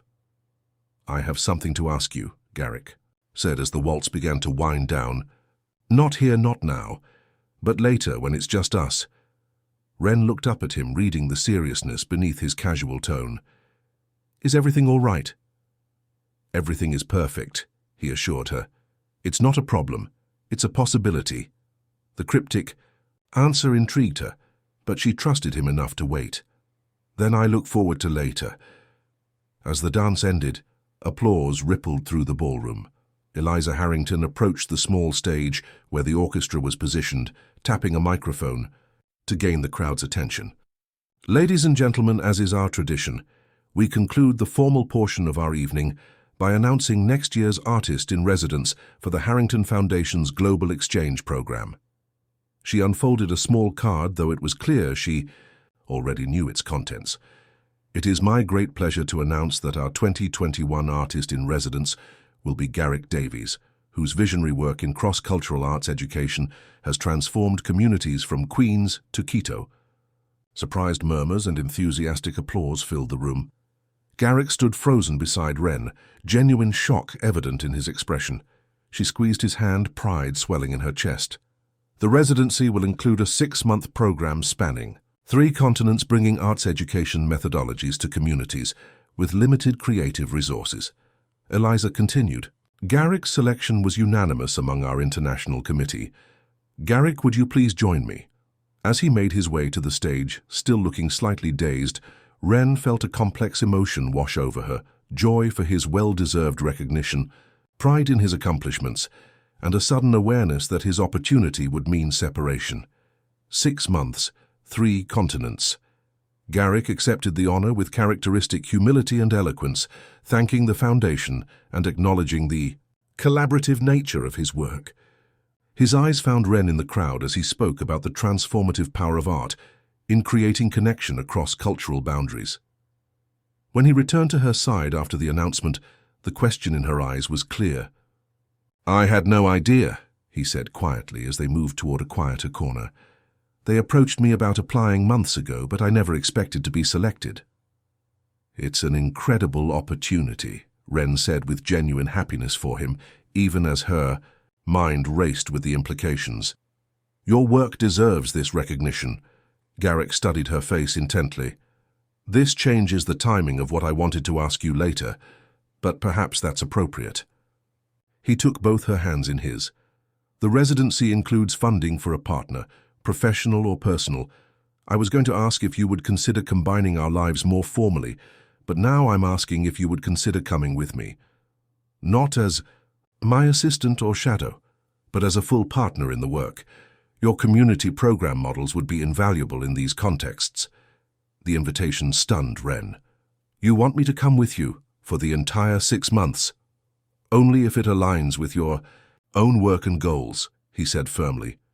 "Your career is thriving here, your community programs are expanding. I would never ask you to set that aside for me." Ren felt a rush of gratitude for this man, who consistently put her needs and aspirations on equal footing with his own. A year ago, such an invitation might have triggered fears of losing herself in someone else's life again. Now she recognized it for what it was, an opportunity for parallel growth, for shared purpose without sacrifice of individual identity. "I need to think about the logistics," she said thoughtfully. "The timing, the community programs, my commissions." "Of course." Garrick nodded, no pressure or disappointment in his response. "It's a significant decision." "But," Ren continued, a smile spreading across her face, "I can already tell you that my answer is yes. We'll find a way to make it work. For both of us. The joy that illuminated his features was worth any potential complications they would need to navigate. Garrick lifted her hand to his lips in a gesture that was both old-fashioned and perfectly in character. Partners in all things, partners in all things. She affirmed the promise, feeling not like a constraint, but like an expansion of possibility. As the gala continued around them, Wren looked out at the gathered crowd, the same social world that had once seemed so impenetrable, so alien to her authentic self. Now she moved through it with confidence, neither defined by it nor intimidated by it. She had found her place, not as an accessory or an ornament, but as a creator, a teacher, a woman, fully realized in her own right. The silver dress that had marked the beginning of her transformation hung now in her closet, a memento of a pivotal moment, rather than a costume she needed to become someone else. Tonight, in deep blue, surrounded by those who valued her for herself, Wren Sinclair had come full circle, returning not to where she had begun, but to where she had always been destined to arrive. The autumn sun cast long shadows across the terrace of the small Parisian apartment, gilding the potted herbs and turning the Seine into a ribbon of molten gold. Wren sat at the wrought-iron table, sketchbook open before her, capturing the play of light on water with quick, confident strokes. After 4 months abroad, she had filled nearly a dozen such books with impressions from 3 continents, visual diaries of communities transformed through art of lives, intersecting with hers in ways that continually expanded her understanding of both her work and herself. The residency had been everything Garrick had hoped for and more, a global exchange of methodologies and inspiration that had already begun to influence arts education programs from Senegal to Peru to Vietnam. Working alongside him, Wren had implemented versions of her community outreach model in contexts she could never have imagined, adapting and evolving her approach with each new culture they encountered. "Tea's ready," called Garrick from inside their rented apartment, a cozy space in the 5th arrondissement that had become their base between international assignments. He emerged onto the terrace, carrying a tray with a steaming teapot and 2 cups, along with a plate of madeleines from the bakery down the street. Making progress. Wren set down her charcoal, wiping her hands on a cloth. "Just sketching impressions for now. The real work will start when we're back in New York next month." The major commission that had followed her Artist of the Year recognition, a series of large-scale installations for the International Peace Center, had been deferred with the organization's blessing, allowing her the freedom to participate fully in the global residency. The sketches and experiences she was gathering now would inform that work when they returned, giving it a depth and universality she might never have achieved otherwise. "I received an email from Maeve this morning," Garrick said, pouring fragrant jasmine tea into their cups. "The community center in Queens is nearly complete. She sent photos. The light in the main studio space is extraordinary." Wren smiled, thinking of the silver-haired artist who had become such an important part of her life. "I can't wait to see it in person, and to see how the students have progressed in our absence." "They miss you," Garrick said, his expression warm. "Though Elena has apparently been quite the leader in the interim. Maeve says she's considering art education as a career path now." Pride swelled in Wren's chest at the thought of the talented teenager finding her own path toward mentorship. "Full circle," she murmured, taking a sip of tea. "Speaking of full circle," Garrick said, reaching into his pocket, "there's something I've been wanting to discuss with you, a possibility I've been considering." He placed a small, worn leather notebook on the table between them. Wren recognized it as the journal he had carried throughout their travels, jotting down observations and ideas as they worked with communities across the globe. "I've been documenting everything we've learned, all the different approaches to arts education, the ways creativity manifests across cultures, the universal elements that connect artistic expression regardless of context." He pushed the journal toward her. "I think there's a book here, not just a memoir or travelogue, but a comprehensive methodology for community-based arts education, something that could help others implement similar programs worldwide." Wren opened the journal, leafing through pages filled with Garrick's precise handwriting, accompanied by small sketches and diagrams. "This is incredible, Garrick. The depth of observation here. It's only half the story, he said, his eyes intent on her face. Your perspective, your insights into the transformative power of creative expression, your practical experience building, these programs from the ground up. That's the other half. I'm proposing we write it together. Equal partners, a true collaboration. The offer touched Ren deeply. A year ago, she might have hesitated, fearing that her contribution would be overshadowed, or that she would once again become an accessory to someone else's vision. Now secure in both her abilities and their relationship, she recognized the genuine respect and partnership being offered. A book, she said thoughtfully, turning the idea over in her mind. It would mean extending what we've built beyond our direct reach, giving others the tools to create similar transformations. Exactly. Garrick's enthusiasm was contagious. The work we've been doing has the potential to impact communities far beyond those we can personally visit. This would be a way to scale that impact exponentially. Ren nodded slowly, already envisioning how their complementary perspectives could create something truly valuable. We could include case studies from the different countries we've visited, practical guidelines for implementation, theoretical frameworks, and personal narratives, Garrick added, stories of transformation, both of communities and individuals. His expression softened, including perhaps your own journey, if you'd be willing to share it. The suggestion gave Ren pause. Her transformation from Thaddeus Montgomery's invisible wife to the woman she was now had been profound but deeply personal. The idea of making that journey public, even in service of inspiring others, required consideration. You don't have to decide now, Garrick said, reading her hesitation correctly. And if you prefer to keep your personal story private, we can focus solely on the methodological aspects. Ren reached across the table to take his hand. Thank you for understanding. Let me think about that part. She smiled, squeezing his fingers. But yes to the book. Absolutely yes. The joy that lit his features was a reward in itself. Their relationship had evolved into a true partnership, personal and professional boundaries blending comfortably, each supporting the other's growth without demanding sacrifice of individual identity.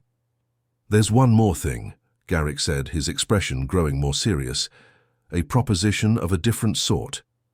He reached into his pocket again and withdrew, a small, simple box.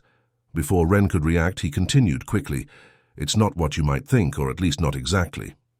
Opening the box, he revealed not a traditional engagement ring, but a pair of matching bands, simple hammered silver with subtle artistic textures that caught the light in varying ways as they moved.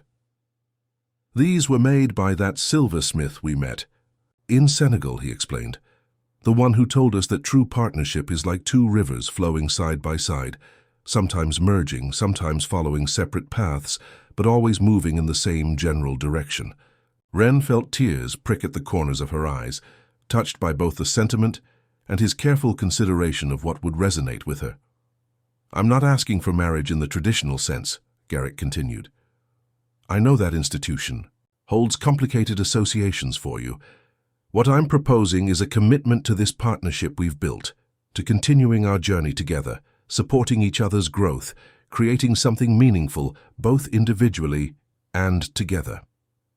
He removed one of the bands from the box and held it out to her. No legal documents, no changing of names, no merging of identities, just a promise between us witnessed only by ourselves. Ren looked at the silver band gleaming in the autumn, light then up at the man offering it, this patient, generous soul who had never once asked her to be less than her complete self, who had given her space to heal, to grow, to discover who she was outside the context of any relationship. Yes, she said simply, holding out her hand. Yes to the promise. Yes to the journey. Garrick slipped the band onto her finger, not the ring finger of her left hand, but the middle finger of her right, a placement that felt symbolic of their unconventional commitment. Ren took the matching band from the box and placed it on his corresponding finger, completing the circle. Partners, she said softly, the word encompassing all that had grown between them. Partners, he echoed, raising her hand to his lips.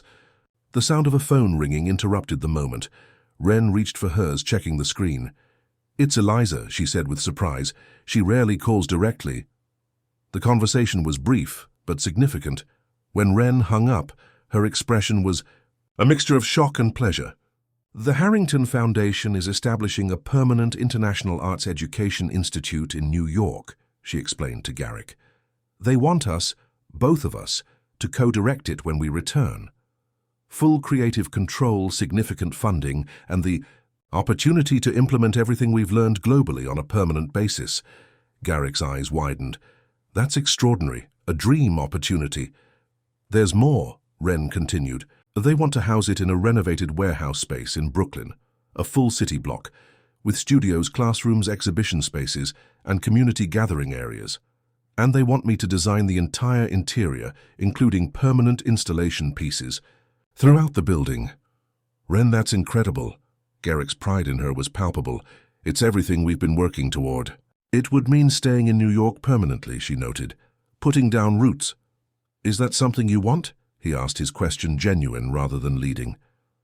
Wren looked out at the Seine, at the city that had come to represent possibility and transformation for her. Paris was beautiful, vibrant, inspiring, but New York was where she had found herself, where she had built a foundation of meaning and purpose. "Yes," she said with quiet certainty, "New York is home, not because I was born there or because my past is there, but because that's where I became myself, where I want to keep becoming." Garrick nodded understanding, as he always did. "Then we'll build this institute together, create a permanent home for everything we believe in." As twilight settled over Paris, casting the city in shades of lavender and gold, Wren completed her sketch of the Seine. Below it, she added a few words that captured not just the scene before her, but the journey of the past year. "Light finds its way through every transition, revealing beauty in what was once hidden." The silver band on her finger caught the last rays of sunset as she closed her sketchbook, ready to begin the next chapter of a life she had reclaimed and reshaped through courage, creativity, and the willingness to see herself clearly at last. In 2 weeks they would return to New York, to the brownstone and the Hudson Street studio, to friends and colleagues and students who had become a chosen family.